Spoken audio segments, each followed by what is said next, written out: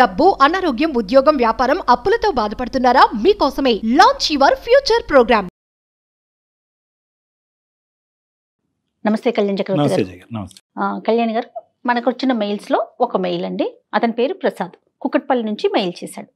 15 ఏళ్ల సుదీర్ఘ ప్రయాణం చేసిన తర్వాత ఇప్పుడు విడిపోవాలనుకుంటున్నాడండి. కొంచెం డీటెయిల్డ్గానే పెట్టాడు మెయిల్లో విషయం మొత్తం కూడా. 2 పిల్లలు ఉన్నారు. ఎలా ఉందంటే నాకు ఆ మెయిల్ చదివినంతసేపు కూడా ఒకరి మీద ఒకరు కక్ష సాధింపు, అంటే లోపల మనసులో ఏదో అనేసుకొని ఏదో ఊహించేసుకొని ఇప్పుడు విడిపోదాం అనుకుంటున్నారు. సో ఇమీడియట్గా మీతో మాట్లాడించాలనుకున్నాను. నేను నెంబర్ కూడా ఇచ్చారు, మరి కాల్ చేస్తానండి. ప్రసాద్ గారు, కుకట్పల్లి. ఎస్.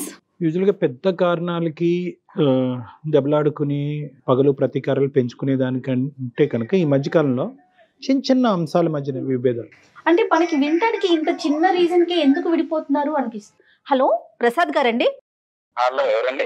నేను జయానండి, అందమైన జీవితం ప్రోగ్రామ్ నుంచి కాల్ చేస్తున్నాను. మేడం నమస్తే మేడం. నమస్తే అండి, మీ మెయిల్ చూశాను, డాక్టర్ గారికి బ్రీఫ్ గా చెప్పాను. ఫ్రీగా ఉన్నారా, మీతో మాట్లాడొచ్చా? ఎస్ మేడం, ఫ్రీగానే ఉన్నాను మేడం. రైట్ ప్రసాద్ గారు, ఇదిగోండి డాక్టర్ గారు ఉన్నారు, ఒకసారి మాట్లాడండి. సార్ నమస్తే సార్. ప్రసాద్ గారు నమస్తే అండి, చెప్పండి సార్. ప్రసాద్ గారు, సార్ నేను కూకట్పల్లిలో ఉంటాను సార్ ప్రస్తుతం.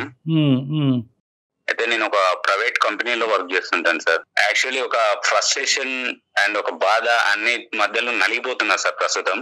మా ఆవిడతో కొంచెం నాకు పడట్లేదు సార్. పడట్లేదంటే నాకు బాగా ఒక ఇంట్లో ఉంటున్నాం, ఒక ఇంట్లో గానీ ఏదో ఒక నా శత్రువుని ఇంట్లో పెట్టుకొని తిరుగుతూ ఉంటున్నా అన్న ఒక దానిలో ఉంటున్నాను సార్. అసలు ఎలా అంటే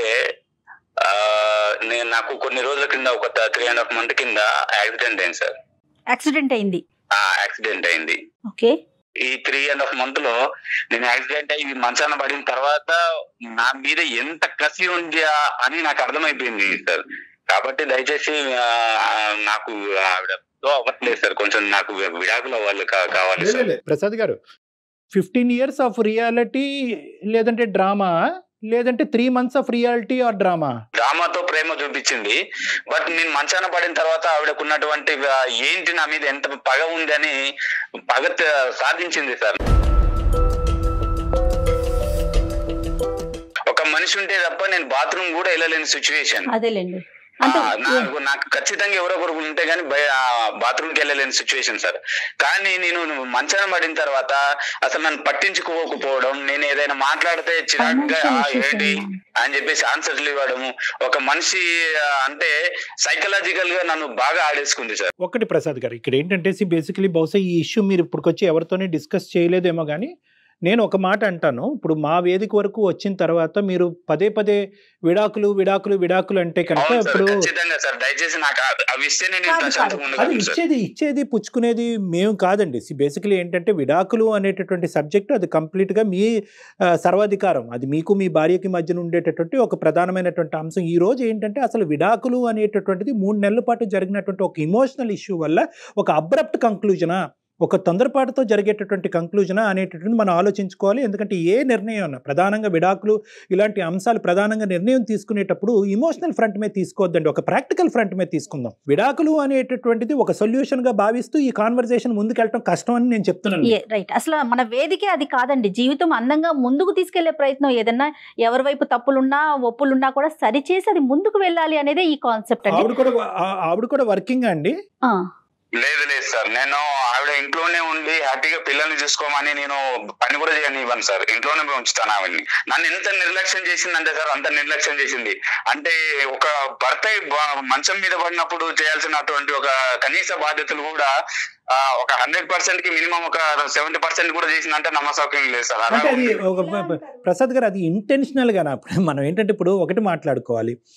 2 questions అండి నా పాయింట్ ఆఫ్ వ్యూలో. ఈ 15 years పాటు ఈ మొత్తం ప్రయాణంలో ఎక్కడా కూడా మీ ఇద్దరి మధ్యన భేదాభిప్రాయాలు లేదా ఏమండి మీరు ఇలా నన్ను ఇబ్బంది పెడుతున్నారు, నాకు బాధగా ఉంది, ఇది కరెక్ట్ కాదండి అనేటటువంటి అంశం మీ ఇద్దరి మధ్యన ఎప్పుడు డిస్కషన్ రాలేదా? నెంబర్ 1 అని చెప్పి ఆవిడ నెంబర్ 1. నెంబర్ 2 ఏంటంటే కనుక ఇప్పుడు ఆవిడ చేతకాక ఈ 3 నెలల పాటు బహుశా ఏంటంటే ఆవిడ ఏం నర్స్ కాదు, లేదంటే ఒక డాక్టర్ కాదు, ఇంతకు ముందు ఇలాంటి ఆవిడతనంతో మంచాన పడినటువంటి వాళ్ళు ఇష్యూని డీల్ చేసేటటువంటి కెపాసిటీ ఆవిడకి లేకపోయి ఉండొచ్చు. ఇక్కడ ఇంటెన్షనాలిటీ ఉందా?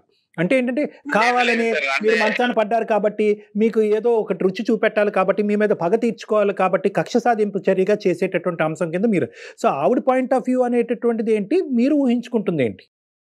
సార్ నేను మంచాన పడిన తర్వాత ఇప్పుడు ఇన్ టైంలో నాకు ఫుడ్ కానీ లేదంటే ఒక టాబ్లెట్స్ కానీ ఆవిడ నేను మంచం మీద పడితే బ్యూటీ పార్లర్కి వెళ్తాం సార్.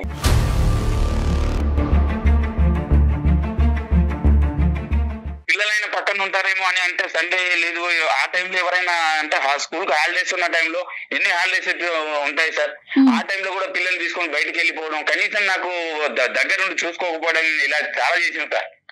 అంటే బాగా కక్ష సాధింపు లాంటివి చాలా చర్యలు చేసింది సార్ నా పైన.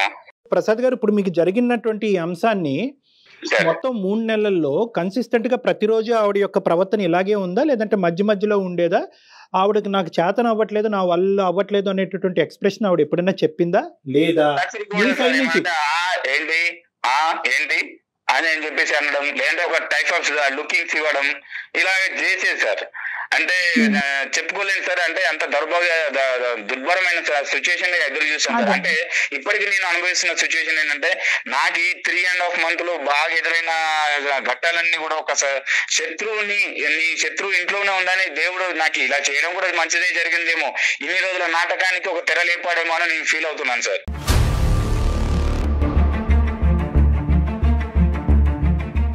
అంటే ఇంకొక పాయింట్ నేను చెప్తున్నాను ప్రసాద్ గారు, ఇక్కడ ఎప్పుడన్నా కూడా ఇష్యూని అక్కడ తేల్చుకోవటం అన్నది బెటర్. ఇలా వెనకతలు మాట్లాడుకునే దానికి నీ ప్రవర్తన నాకు నచ్చట్లేదు, ఇదేంటి ఎప్పుడు చూడనటువంటి ఈ యాంగిల్ నీ లోపల నేను చూస్తున్నాను, నేను మంచాన్ని పట్టి అవుటితనంతో బాధపడుతున్నాను, డూ ఆర్ డై సిచ్యువేషన్లో ఉన్నాను, ఏంటి నీ ప్రవర్తన ఇలా అనేటటువంటి ప్రశ్న మీరు ప్రశ్నించలేదా ఇక్కడ ఈ 3 నెలల 100 రోజుల ప్రయాణంలో?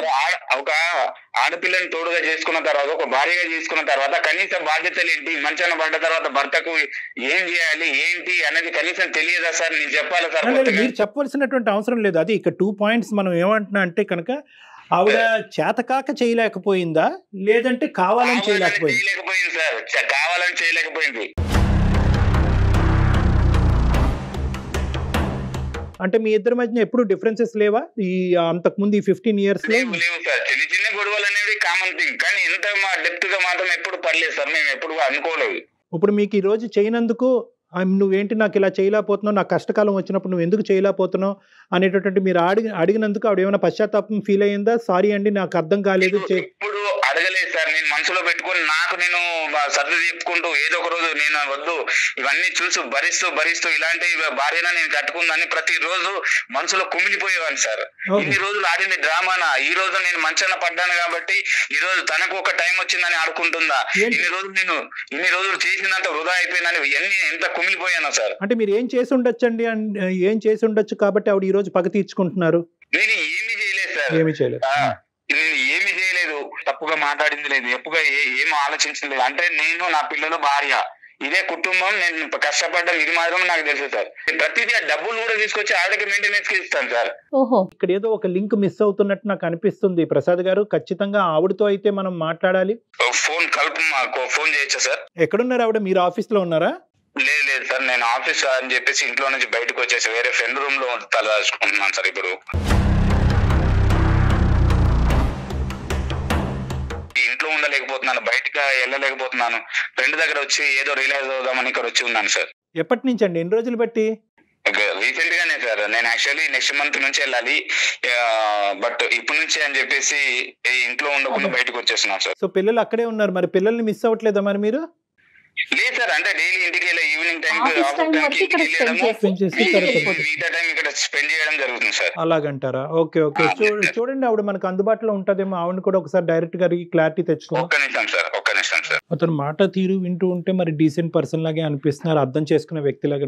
అపోహలకు లోన ఉన్నట్టు. 15 ఏళ్ళు కలిసి ఉన్నప్పుడు ఏ భార్య అయినా సహజంగా మనం ఆలోచిస్తే, భార్య కానీ భర్త కానీ ఏదైనా తీవ్రమైన ఇబ్బంది పడుతున్నప్పుడు ఇలా కూడా బిహేవ్ చేస్తారా? అంటే మేజర్లీ కమ్యూనికేషన్ మేడం. ఇక్కడ ఏమవుతుందంటే వీళ్ళు చిన్న విషయాలు అనుకుంటున్నారు, ఎక్కడికక్కడ కవరప్ చేసుకుని అతను ఇంతే అని ఆవిడ అనుకుంది, ఈవిడింతే అని ఇతను కంటిన్యూ అయిపోతున్నారు. The main thing about wife and husband relationship ఏంటంటే కమ్యూనికేషన్.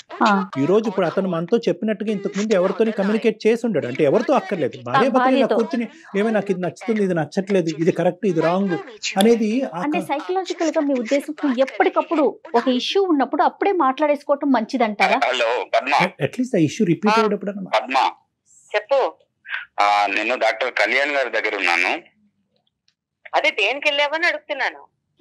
దేనికి వెళ్ళామంటే నీకు తెలియదా దేనికి వెళ్ళాను? నాకెట్లా తెలుస్తుంది? బానే ఉన్నావు కదా ఇప్పుడు. నాకు డైవర్స్ కావాలని నా డాక్టర్ గారితో చెప్పాను. డాక్టర్ ఏం చేస్తారు నీకు డైవర్స్ కావాల్సి వస్తే?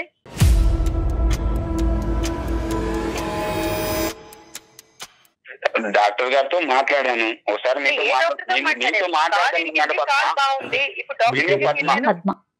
అలా కాదు పద్మ గారు, ఒక్క నిమిషం అమ్మా. పద్మ గారు నమస్తే అమ్మా.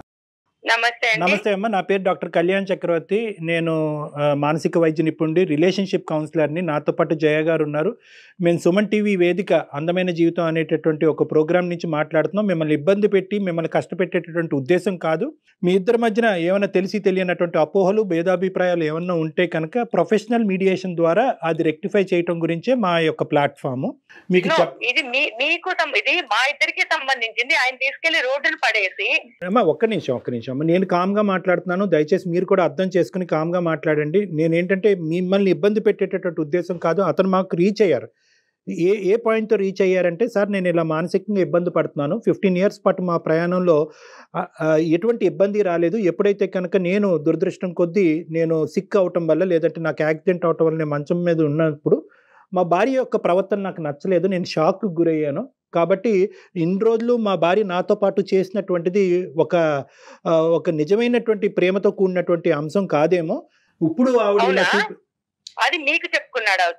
అంటే అలా చెప్పుకున్నాడు. మేమేం కంక్లూడ్ అవ్వలేదమ్మా. మీరు చెప్పారమ్మా, మీరు బ్యాడనో, మీరు కరెక్ట్ కాదనో, మీ ప్రయాణం తప్పనో మేమైతే కంక్లూడ్ అవ్వలేదు. అతను బాధ అలా వెలగక్కాడు అనేటటువంటిది నేను మీ వరకు తీసుకొస్తున్నాను. ఏకంగా 2 పిల్లలు కన్నా తర్వాత మీరు డివోర్స్ అనేటటువంటి పదం వాడటం కూడా కరెక్ట్ కాదు.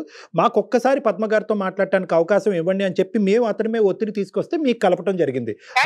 చెప్పాలి కదండి, చెప్పకుండా ఏం చెప్తారు చెప్పు. నువ్వు ఇలా చేస్తావని చెప్పుకొని బాధపడాలా, లేదంటే నువ్వు అర్థం చేసుకోవాలని నీతో ఏడవాలా? ఏం చెప్పాలి చెప్పు. ప్రసాద్ గారు, ఇప్పుడు అలా కాదండి, ఆ ఆర్గ్యుమెంట్ కాదు ప్రసాద్ గారు. ఇక్కడ ఏంటంటే ఆవిడ స్థానంలోంచి ఆవిడ మాట్లాడేటటువంటి మాట కరెక్ట్. ఇప్పుడు ఎందుకంటే మీరు సడన్గా ఇప్పుడు డివోర్స్ అనేటటువంటి అంశం, మీరు మనస్తాపం చెందారు కాబట్టి డివోర్స్ అనేటటువంటి అంశం తీసుకురావటం అన్నది మీ వరకు మీ ఆలోచన శైలికి సబబే, కాదనట్లేదు. కానీ ఈ రోజు ఆవిడని సర్ప్రైజ్ చేశారు కదా. మా యొక్క మీడియేషన్ ఉంది, అందమైన జీవితం నుంచి డాక్టర్ కళ్యాణ్ చక్రవర్తి గారి దగ్గరికి వచ్చాను. మీరు ఎక్కడ వచ్చారు నా దగ్గరికి? మీరు ఫోన్ చేస్తే నేను మీ ఫోన్లో మాట్లాడుతున్నాను. సో ఆవిడ వరకు ఆవిడ సర్ప్రైజ్ అవటం, ఆవిడ వరకు ఇనీషియల్గా అలా రియాక్ట్ అవటం అనేది మనం యాక్సెప్ట్ చేద్దాం. ఫస్ట్ మనకు కావాల్సింది ఏంటంటే, అమ్మ సారీ అమ్మ, అతని తరపున నేనే సారీ చెప్తున్నాను. మీకు ఇలా సర్ప్రైజ్ అతని బిహేవియర్ అంతా మీరు సారీ చెప్పడం ఎందుకండి? ఈ షాకులు నాకు 15 సంవత్సరాల నుంచి అలవాటేలేండి.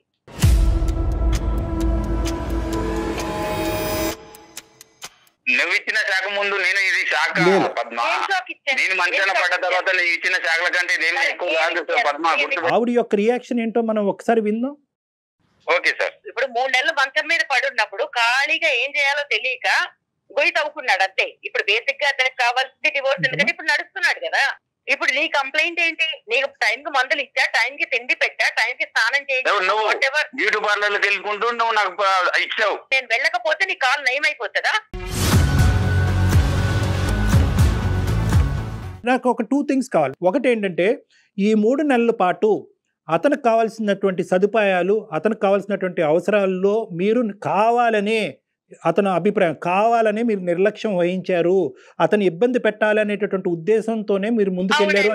అవునండి. అవునమ్మా, కావాలని కొన్ని చేశా. కరెక్ట్.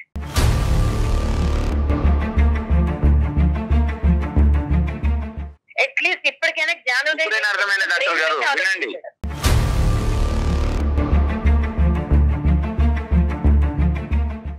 ఎప్పుడు బ్రెయిన్ యూజ్ చేసావు కదా, ఈసారి కొంచెం నీకు 3 నెలలు ఖాళీగా ఉండేసరికి మనసు అనేది ఒకసారి బయటకు వచ్చిందేమో ఆలోచించడానికి. 15 ఏళ్ళుగా నువ్వు పెట్టిన దాని ముందు 3 నెలల్లో నేను చూపించింది నథింగ్. చూపెట్టారా? చూపించానండి. తప్పు కాదమ్మా. దేనికండి? అదేంటమ్మా మంచాలు పడినట్టు? కాదండి, ఈ 15 ఏళ్లలో నేను వెళ్ళి రచ్చకెళ్ళి రోడ్డు మీదకి వెళ్ళి ఎవరికి చెప్పుకోలేదు ఇతను చేసినవి. అంటే ఇది రివెంజ్ తీర్చుకున్నట్లుగా అనిపించట్లేదా పద్మ గారు? మనకి అలాంటి ఆలోచన రావట్లేదంటారా? ఒక రకంగా ఇవే చేయండి. నేను హ్యూమన్ బీయింగ్ ని, నేను మనిషిని కదా, నాకు ఒక మనసు ఉంటది. అమ్మా నాకు అవకాశం వచ్చింది ఈ రోజు. 15 సంవత్సరాలు బహుశా మేమేమో ప్రీమెచ్యూర్ గా మాట్లాడుతున్నానేమో, నా అనుభవంతో నేను ఏమైనా కొద్దిగా తెలిసి తెలియకుండా ఏమైనా మాట్లాడుతున్నానేమో, నన్ను క్షమించండి. కానీ నేను అనేది ఏంటంటే 15 సంవత్సరాల పాటు ఏ స్థాయి క్షోభను అనుభవించిన తర్వాత మంచం మీద పడి 2 కాళ్ళు ఎరగొట్టుకుని పనిచేసేటటువంటి ఒక మనిషి మంచం మీద ఉన్నప్పుడు ఎటువంటి వ్యక్తిత్వం ఉండేటటువంటి వాళ్ళు కక్ష సాధింపు చేస్తారు? ఎటువంటి మనస్తత్వం ఉండేటటువంటి అంటే మీరు ఒక్క నిమిషం మిమ్మల్ని ఇంటరప్ట్ చేస్తున్నందుకు కాదు, వ్యక్తిత్వాల గురించి మాట్లాడితే వ్యక్తిత్వం లేని మనిషితో నేను 15 సంవత్సరాలు ఉన్నాను.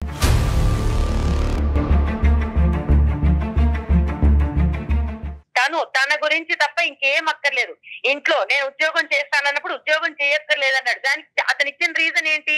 లేదు, నువ్వు ఇంట్లో ఉండాలి చక్కగా, అలా ఉంటే నువ్వు హ్యాపీగా ఉంటావు. బట్ నాకు కూడా కొన్ని ఉంటాయి కదా. నేను చదువుకున్నాను, ఏదో ఉద్యోగం చేద్దాం అనుకున్నాను, ఇంటికి ఫైనాన్షియల్ గా కొంత సపోర్ట్ వస్తుంది అనుకున్నాను. ఓకే, ఫస్ట్ లో అయితే పెళ్ళైన కొత్తలో నేను నమ్మా ఈ డ్రామా మాటలన్నీ అవునేమో నిజమేమో నెత్తిన పెట్టుకుని చూసేసుకుంటాడు అని. తర్వాత ఓకే, పిల్లల తర్వాత అదే లోకం, వంట చేయడము, సాయంత్రం వచ్చేసరికి లేకపోతే సండే మండే లేదా వీకెండ్స్ ఫెస్టివల్స్ వస్తే ఆయన గారు ఫ్రెండ్స్ ఇళ్ళకి వెళ్ళో లేకపోతే ఫ్రెండ్స్ తీసుకుని వచ్చి సడన్ షాపులు ఎట్లా ఉంటాయంటే ఇప్పుడు ఒక 5 వస్తారు భోజనాలకి.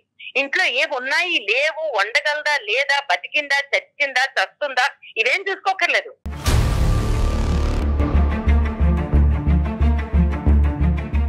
ఇప్పుడు ఎవరైనా ఫ్రెండ్స్ చెప్పి రారు కదా, దాన్ని కూడా మనసులో పెట్టుకుంటావా? ఎందుకు పెట్టుకోను అంటే ఫ్రెండ్స్ ఏం లేకుంటాయి. ఇప్పుడు నీకు చేస్తానా? ప్రసాద్ గారు ఒక నిమిషం ఉండండి, మీరు కామ్ డౌన్ ప్లీజ్. నాకు చిన్నప్పటి నుంచి ఫైనాన్షియల్ గా ఇండిపెండెంట్ గా అవ్వాలి, నాకంటూ ప్రతి నెల 100 రూపాయలు ఇస్తావా 1000 రూపాయలు ఇస్తావా ఇది కొనుక్కుంటారు. ఏది కొనాలన్నా కూడా ఐ అండర్స్టాండ్. ఓకే, మధ్య తరగతి బతుకులు ఇలానే ఉంటాయి. ఎలా ఉన్నా కూడా ఏది కొనుక్కోవాలన్నా ఈ నెల బడ్జెట్ లేదు, వచ్చే నెల ఇంకో ఖర్చు వస్తుంది, తర్వాత నెల అమ్మ వాళ్ళకి పంపించాలి, తర్వాత నెల ఇంకేదో చెయ్యాలి, ఎప్పుడూ ఖర్చులే. మరి అలాంటప్పుడు నేను ఉద్యోగం చేస్తే నేను సపోర్ట్ చేస్తాననే కదా చెప్పింది. పిల్లల్ని కూడా కాంప్రమైజ్ అయ్యి స్కూల్ కి ఏదో పంపిస్తున్నాం, బట్ అనుకున్న స్కూల్ కి పంపించట్లేదు, ఏదో కాంప్రమైజ్ అయ్యాము పంపిస్తున్నాం. ప్రతిరోజు ఏదో ఒకటి. కాళ్ళు బాగున్నంత కాలం, మంచాన పడనంత కాలము, ఆయన చేసినవి ఇంత అంత కాదు, మంచాన పడినంత కాలము మేలీగో, తక్కువేం లేదు మేలీగో. ఎంత ఈగోయిస్టిక్ అంటే తన దృష్టిలో తను ఏమీ మాట్లాడకుండా నన్ను తిట్టలేదు కాబట్టి మంచోడు అనుకోవాలి. అంటే తిట్టడం ఒకటేనా? నేనేమైనా శాడిస్ట్నా అని అడిగాడు 2-3 సార్లు. అంటే కొడితేనే శాడిస్ట్వా, లేకపోతే ఇంకేదైనా టార్చర్ పెడితేనే, ఫిజికల్ గా టార్చర్ పెడితేనే శాడిస్ట్వా? అంటే మానసికంగా నువ్వు వేధించే వేదికలు అంటే నేనేం వేధించాను? ఇంటికి వస్తాడు, మాట్లాడడానికి ఏముండవు, ఎప్పుడు కూర్చుని మేము మాట్లాడుకుంది లేదు. నాకు తెలిసి, నాకు గుర్తుండి పెళ్ళైన కొత్తలో ఒక 2-3 నెలలు వదిలేస్తే దాని తర్వాత ఓకే అందరి జీవితాలు ఇలాగే ఉంటాయి, సినిమాలాగా ఉండదు, కాంప్రమైజ్ అయిపోయా. కాంప్రమైజ్ అయిన తర్వాత కూడా చిన్న చిన్న వాటికి కూడా ఏదైనా కావాలంటే ఎక్కడికైనా వెళ్దామా, డబ్బులు ముందుకు వస్తాయి, ఏదైనా కొనుక్కుందామా, డబ్బులే ముందు వస్తాయి. ప్రతి దానికి నీకు డబ్బులు అంత ప్రాబ్లం అయినప్పుడు నన్ను ఉద్యోగం చేయకూడదని ఎందుకు తొక్కేసావు నువ్వు?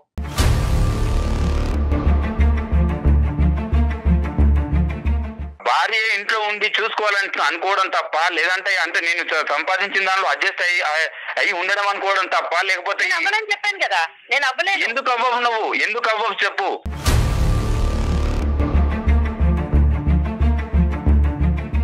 నువ్వు ఉద్యోగం చేసేవన్నీ నువ్వు అన్ని సక్సెస్ అయినట్ట, నువ్వు ఇంట్లో కూర్చొని పిల్లల్ని చూసుకుంటే సక్సెస్ అయినట్టు కాదా?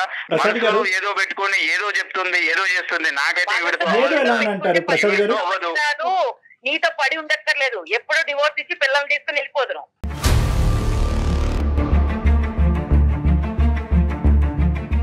మీరు ఇంత కోపం, ఇంత ఇది మనసులో పెట్టుకున్నారు కదా, ఎప్పుడైనా ఇదే వర్షన్లో ఆయనతో చెప్పారా? ప్రసాద్ తో మాట్లాడారా మీరు? మాట్లాడుకుంటే మేము కొట్లాట్లోకి దిగుతాం. సో దాని బదులు మాట్లాడుకోకుండా బతికేస్తున్నాం. అది కాంప్రమైజ్ అయ్యి బతకడమా లేకపోతే చావలేక బతకడమా? దాన్ని ఏం పేరు పెట్టుకుంటారు పెట్టుకోండి. ఏం మాట్లాడాలన్నా ఫ్రెండ్స్ వస్తారు. ఒక పనికి మాలిన నాగరాజు ఎవడో ఉంటాడు, ఎప్పుడు చూసినా అక్కడికి పోతాడు. ఎందుకు వెళ్తావు నువ్వు? వాడి గురించి మాట్లాడకు, వాడు నా ఫ్రెండ్, వాడు నా ఫ్రెండ్. నాకు ఎన్నోసార్లు అవసరాలకు డబ్బులు ఇచ్చాడు వాడు. అవును, అవసరమైన ప్రతిసారి వాడు ఎన్నోసార్లు డబ్బులు ఇచ్చి ఆదుకున్నాడు. వాడి గురించి నువ్వు ఎలా మాట్లాడతావు? నా ఫ్రెండ్స్ గురించి మాట్లాడాల్సిన అర్హత ఏంది నీకు? నువ్వు తాళి కట్టావు కదా, తాళి కట్టినప్పుడు నా ఫ్రెండ్స్ కూడా నువ్వు డెఫినెట్లీ గా స్వీకరించాలి. వాడు మీద మాట్లాడుతావు నువ్వు. స్వీకరించను, నిన్ను స్వీకరించా. నీతో పాటు మీ అమ్మ బాబుల్ని కూడా స్వీకరించుతా కొంతవరకు. కానీ నీ ఫ్రెండ్స్ ని వాళ్ళ పిల్లల్ని అమ్మ బాబులని మాట్లాడకు. ఏ రోజైనా మీ అమ్మ నాన్న గురించి మాట్లాడాను? అమ్మ బాబులని ఈ రోజు మాట్లాడుతున్నాను. ఏంటి నువ్వు చేసే ఘనకార్యాలు? ఇంతకంటే ఏం చేయగలను? నేను మానసికంగా ఎంత కుమిలిపోయాను నాకు తెలుస్తుంది. అవును, ఖాళీగా ఉన్నావు కాబట్టి కుమిలిపోయావు, బిజీగా ఉన్నప్పుడు కుమిలిపోలేదు కదా.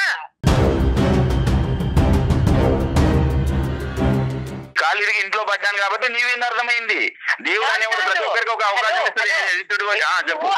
చెప్పు పద్మ, చెప్పు. ఇదే ప్రోగ్రామ్ నాకు తెలుసుంటే నీకన్నా ముందు నేను చేసి అడిగేదాన్ని డివోర్స్. నేను డాక్టర్ దగ్గరకు వచ్చేదాన్ని కదా, లాయర్ దగ్గరికి వెళ్ళేదాన్ని.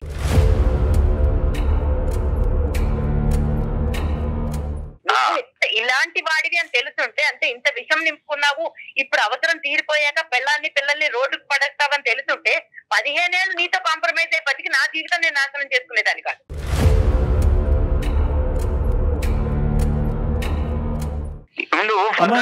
ప్రాబ్లమ్స్ ఎలా ఉంటాయని నీకు తెలిసినప్పుడు నువ్వు నన్ను బాగా చూసుకుంటే ఈ రోజు ఈ సిచ్యువేషన్ రాదు కదా. ప్రాబ్లం ఏంటి? వదిలేస్తే వదిలేపో.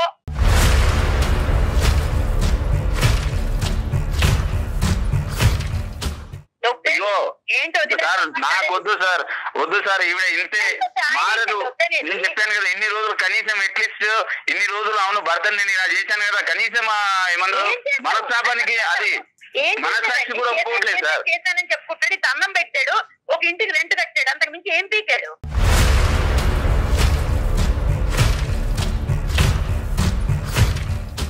మీ డెఫినేషన్ ఎలా ఉంది అంటే కనుక బహుశా అతని మనసు వరకు అతనికి అర్థం కాలేదు. మీ డెఫినేషన్ ఏం చెప్తున్నారు?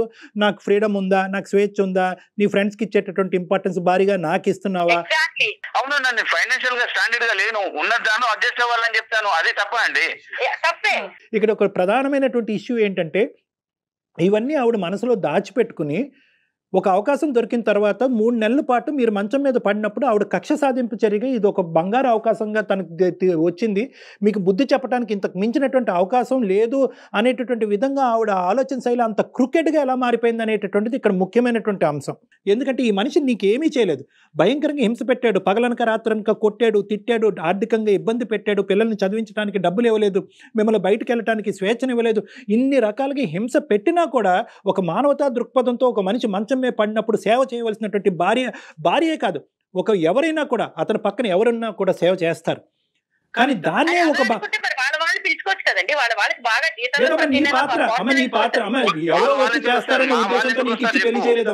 సేవ చేసుకుందికి అమ్మ రావచ్చు, మీ అక్క చెల్లెలు రావచ్చు, సేవకి ఎవరు రారు.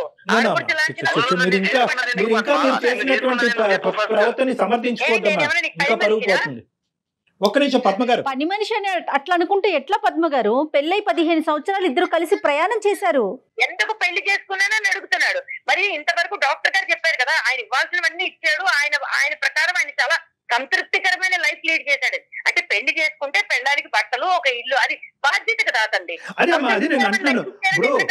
ఏంటంటే ఇది ఇస్తే సరిపోతుంది అనేటటువంటి వర్జన్ లో ప్రసాద్ గారు ఇప్పుడు వచ్చి అతను కనువిప్పు కలగలేదు. నేను చెప్పాను కదా, నేను సరిపోతాను ఎన్నిసార్లు చెప్పాను. నేను ఉద్యోగం చేస్తాను, మన ఫైనాన్షియల్ స్టేటస్ బాగుంది.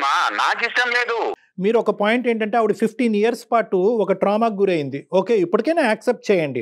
ఇప్పుడు ఆవిడ ఒక ట్రామాకు గురైంది. ఏంటి ఆ ట్రామా అంటే కనుక ఆర్థికంగా సరిపోయినటువంటి జీతాలతో సంసారం నడుపుతున్నారు. ఇప్పుడు ఏంటంటే ఆవిడ పని చేసేటటువంటి కెపాసిటీ, సంపాదించేటటువంటి కెపాసిటీ ఉన్నా కూడా నువ్వు కాలు కిందన పెట్టడానికి అని చెప్పి మీరేదో త్యాగమూర్తిలాగా ఆవిడని బయటకు పంపించకుండా ఉన్నదాంతోనే సరిపెట్టుకుని అనేటటువంటి ఒక బందికానాలో ఆవిడని ఇది చేశారనేది ఆవిడ అభిప్రాయం. మీకు ఇష్టం లేకపోవటం ఏంటి? ఆర్థికంగా సుఖపట్టడం గురించి నేను బయటకు వెళ్ళి చేస్తాను అనుకున్నప్పుడు ఈ 15 సంవత్సరాల్లో ఒక్కసారైనా ఆవిడకి అవకాశం ఇచ్చి బయటకు పంపించచ్చుగా.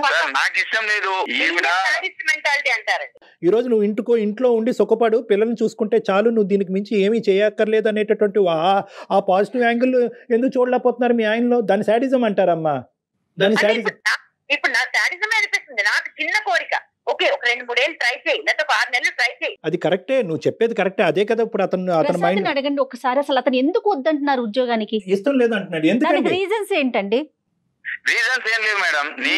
నేను నా కష్టార్జితంతో నా ఫ్యామిలీని పోషించాలి, ఇదే నేను ఆశించేది. ఇది మేల్ శాడిజం అంటుంది, ఇది మేల్ ఈగోయిజము, మేల్ శాడిజం అంటుంది. నా అభిప్రాయాన్ని ఎక్కడ గౌరవించు. ఏమంటానంటే ఈ రోజు చేయక ముందే నువ్వు ఇన్ని మాటలు మాట్లాడుతున్నావు, చేసి ఇంకోటి ఏంటి అని 15 ఏళ్ళ క్రితం తెలుసు అని కాలు 2022లో కాలు ఇరిగిపోయి నేను మంచాన్ని ఉంటాను, అప్పుడు ఇది ఇలా ఇట్లా ట్రీట్ చేస్తుంది నన్ను. నీకు 15 ఏళ్ల క్రితమే కళ వచ్చింది. నీకు కళ వచ్చింది, అప్పుడు వదిలేసేవానేమో.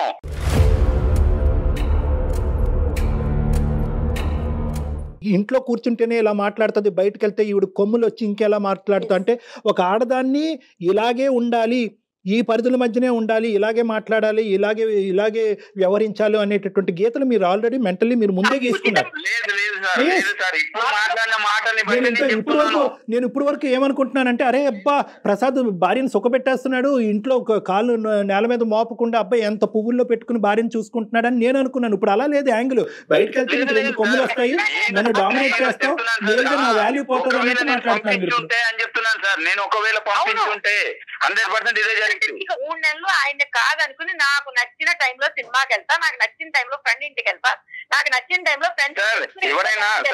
నేను ఒకే ఒక మాట చెప్తాను, దయచేసి శ్రద్ధగా వినండి. ఒకే ఒక మాట నేనేమంటున్నానంటే ఈ 15 years పాటు మీ యొక్క అధికారం ఇలా ఉంది, నా యొక్క ఆలోచన శైలి ఉంది, నాకంటూ స్వేచ్ఛ ఉంది, నాకు స్వేచ్ఛ కావాలి, నాకు విముక్తి కావాలి, లేదంటే నీ ప్రవర్తన మారకపోతే నేను చచ్చిపోతాను అనేటటువంటి అంశాలు మీరు ఇంకో విధంగా ఫైట్ చేసి ఉంటే చాలా బాగుండేదమ్మా. బయటికి వెళ్ళి బతకచ్చు, పిల్లలతో బతకచ్చు, ఉద్యోగం చేసుకోవచ్చు, నా అభిప్రాయం ఇది, నా ఆలోచన ఇది, నేను ఇలా ఉండగలను అని చెప్పి అతనికి ఇంకో విధంగా బుద్ధి చెప్పచ్చు. కానీ ఒక మనిషి మంచం మీద పడిన తర్వాత ఒక శాడిస్టిక్ మెంటాలిటీతో ఒక ఇన్హ్యూమన్గా అరే నీకు మంచి శాస్తే జరిగింది, ఇప్పుడు పెళ్ళం అంటే నీకేం తెలుస్తుంది అనేటటువంటి అభిప్రాయంతో మీ క్యారెక్టర్ని మీరు అసాసినేట్ చేసుకున్నారు చూడండి, అది నాకు బాధగా ఉంది. పొరపాటు పడుతున్నారండి. మనిషిలోనైనా శాడిజం అనేది బయటపడేది శాడిస్టులతో బతికితేనే. నేను ఏదైతే మాట్లాడుతున్నాను ఇక్కడో దీనికి సంబంధించినటువంటి అవుట్లైన్ మీ ఇద్దరికి అర్థమైంది. కానీ ఈరోజు ఇద్దరు ఏంటంటే వెనక్కి తగ్గేటటువంటి ఆలోచన లేదు, గెలుపు బాటనే వెళ్ళాలి. ఈరోజు మనం ఇక్కడ కాంప్రమైజ్ అయిపోతే కనుక ఇంక జీవితాంతం కాంప్రమైజ్ అయిపోవాలనేటటువంటి ఉద్దేశంతో ఆవిడ వాదన ఆవిడ వినిపిస్తుంది, మీ వాదన మీరు వినిపిస్తున్నారు. ఇద్దరు కూడా మీ పిల్లల గురించి ఎవరు ఆలోచించట్లేదు. మీరిద్దరు కాదండి, నలుగురు ఆ విషయాన్ని మర్చిపోతున్నారు. ఇద్దరు కూడా మీ పిల్లల గురించి ఆలోచించట్లేదు. నలుగురు ముగ్గురు అవుతాం.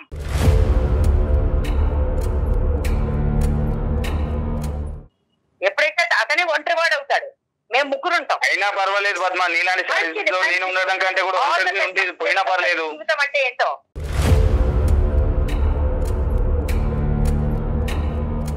నాకు కూడా అమ్మయ్య దీంట్లోంచి అమ్మయ్య ఆ అమ్మయ్య జీవితాంతం ఉండదమ్మా. నలుగురు ముగ్గురు అవటం అనేది సులభమేమో కానీ ఆ ముగ్గురు ప్రయాణం చేయటం అనేది చాలా కష్టము. అతనికి తెలిసి వస్తుందో మీకు తెలిసి వస్తుందో కాలం నిర్ణయిస్తుంది. కానీ ఇలాంటి అంశాలు నా దగ్గర శతకోటి ఉన్నాయి. మీరేదో ఈ రోజు ఇందులోంచి బయటపడితే నేను సుఖ జీవితం అనిపిస్తున్నానని అనుకుంటారు. కానీ అదే ప్రశ్న రేపొద్దున మీరు పిల్లల్ని అడిగినప్పుడు మీ పిల్లలు మిమ్మల్ని అడిగినప్పుడు మీ తల ఎక్కడ పెట్టుకోవాలో మీకు తెలియదు. ఏ అమ్మ నాన్నని ఏ కారణం చేత వదిలేసావు? మానసిక ప్రశాంతత ముఖ్యం నాకు. మీకు ముఖ్యం. కానీ తండ్రి లేనటువంటి పిల్లలు మానసిక ప్రశాంతతతో ఉంటారా అనేటటువంటి ప్రశ్నకి ఈ రోజు మీరు మాట్లాడేటటువంటి తీరులో మీకు సమాధానం దొరకదు. కాలం నిర్ణయిస్తుంది. తండ్రి ఒక్కడే ఉంటే సరిపోదండి. తండ్రి ఒక్కడే కాదు, తండ్రితో పాటు భర్త రోల్ కూడా చేయగలగాలి.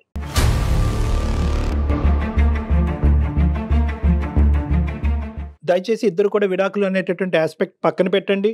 మీరిద్దరు కలిసి నా దగ్గరికి రండి ఒక్కసారి. ఎందుకంటే ఇది అంత చిన్న అంశం ఏం కాదు.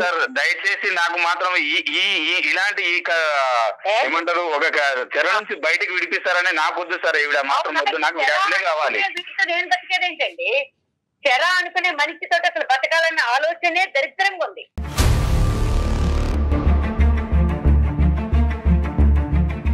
నువ్వు శాడిస్ట్ అని నేను పంపిస్తాను నోటీస్. నాకు డివోర్స్ కావాలి, పిల్లలు కావాలి.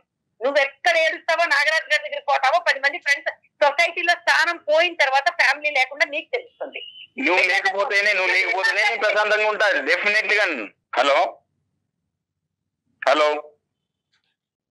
కట్ అయిపోయినట్టుందండి. ఆవిడ పెట్టేశారండి ప్రసాద్ గారు. ఇది సార్ ఇలా ఉంటుంది సార్. అంటే ఇంత అంటే ప్రతి దానికి నేనే చెడ్డోని అని, లేదంటే ఇంత చూసుకున్నా కూడా నేను చెడ్డోని అనే చూపిస్తుంది సార్. చూసుకుంటున్నానని మీరు అనుకుంటున్నారండి, ఆవిడ అనుకోవాలి కదా. మీకు మీరే అనుకుంటే ఎట్లా? ప్రసాద్ గారు ఒక పాయింట్ ఆవిడ వెళ్ళిపోయింది లేండి, కానీ పిక్చర్ లోంచి బహుశా ఏంటంటే విడివిడిగా మీ ఇద్దరితో సపరేట్ గా మాట్లాడుంటే ఇష్యూ ఇంకో విధంగా ఉండేది. ఆవిడ ఏదో మిస్ అయ్యింది ఈ మొత్తం ప్రయాణంలో అన్నది ఇప్పటికైనా మీకు కనువిప్పు కలగాలి. ఏదో మిస్ అయ్యింది, మీరు అన్ని చేశారు, చేయలేదని అనట్లేదు, కానీ ఏదో మిస్ అయ్యింది, ఒక ప్యాచ్ వర్క్ అనేది ఉంది. ఆ ప్యాచ్ వర్క్ రియలైజ్ అవ్వాల్సినటువంటి అవసరం ఈ కుటుంబాన్ని. దయచేసి మీరు డివోర్స్ అని అడగండి. మీరు అడుగుతున్నారు, ఆవిడ అడుగుతున్నారు, కానీ ఇది ఆ సందర్భం. ఈ డివోర్స్ అనేటటువంటి ఆస్పెక్ట్ అసలు మీ ఇద్దరి మధ్యన ఇష్యూయే కాదు నాకు అనిపిస్తుంది. ఇప్పుడు మీకు కావాల్సింది ఏంటంటే ఒకటే, నువ్వు ఉద్యోగం చేసుకుంటావా, గో హెడ్. నీ జీవితం నువ్వు బతకాలి అని అనుకుంటున్నావా, గో హెడ్. నీకు స్వేచ్ఛాయుతమైనటువంటి వాతావరణం కావాలా, గో హెడ్.